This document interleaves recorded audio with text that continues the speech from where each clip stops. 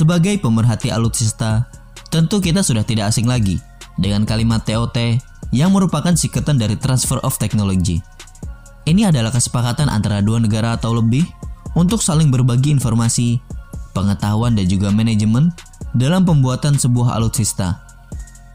Indonesia sendiri saat ini mewajibkan sebisa mungkin dalam pembelian alutsista harus dibuat di dalam negeri. Apabila pembelian di luar negeri harus disertai dengan Transfer of Technology.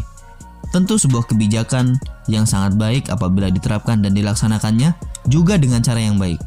Namun sayang, hal itu tidak dapat berjalan maksimal sesuai dengan apa yang diharapkan, di mana proses transfer of teknologi yang diterima negara kita hanyalah sedikit. Ini karena order atau pesanan alutsista itu sendiri juga dalam kuantitas yang sedikit pula. Alhasil, dari sekian banyak alutsista yang mendapat transfer of technology, semuanya hanya berakhir dalam rakitan dalam negeri. Hanya sedikit yang bisa benar-benar 70% buatan dalam negeri. Ini adalah pelajaran yang sangat berharga, di mana hampir mustahil bagi kita untuk mendapatkan transfer of technology apabila mengorder suatu alutsista dari luar negeri. Jika di video kemarin kami sempat menjelaskan bagaimana Indonesia harus belajar dari India dalam akuisisi alutsista buatan dalam negeri, di mana walaupun tank Arjun buatan India kerap dicibir sebagai produk gagal, India tetap memesan tank buatan dalam negeri tersebut karena pemerintah India tidak hanya melihat tank Arjun sebagai kebutuhan perang, tetapi juga melihat tank tersebut untuk perkembangan industri selanjutnya.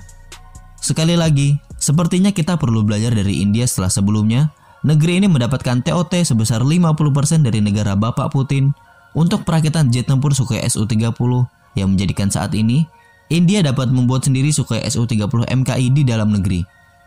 Nah, baru-baru ini India mendapatkan transfer of teknologi dari Perancis yang cukup fantastis, di mana perusahaan dirgantara India yakni HAL atau Hindustan Aeronautical Limited menandatangani nota kesepahaman atau MOU dengan Safran Aircraft Engines dari Perancis dalam rakitan dan juga produksi mesin untuk setiap jet tempur Dassault Rafale yang akan dibuat di India.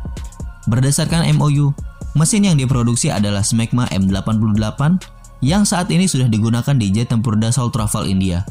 Tidak hanya produksi, bahkan kedua manufaktur tersebut juga akan bersama-sama dalam pengembangan mesin dengan daya 100 kN ini. Ini selaras dengan proyek kampanye Make in India yang terus digaungkan oleh New Delhi mengiringi setiap pembelian sistem persenjataan dari luar negeri.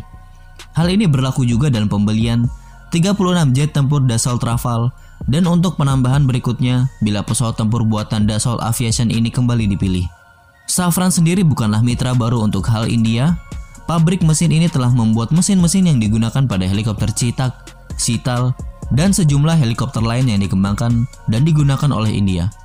HAL dan Safran telah berhasil bersama-sama mengembangkan mesin Sakti untuk helikopter ringan dan helikopter tempur ringan.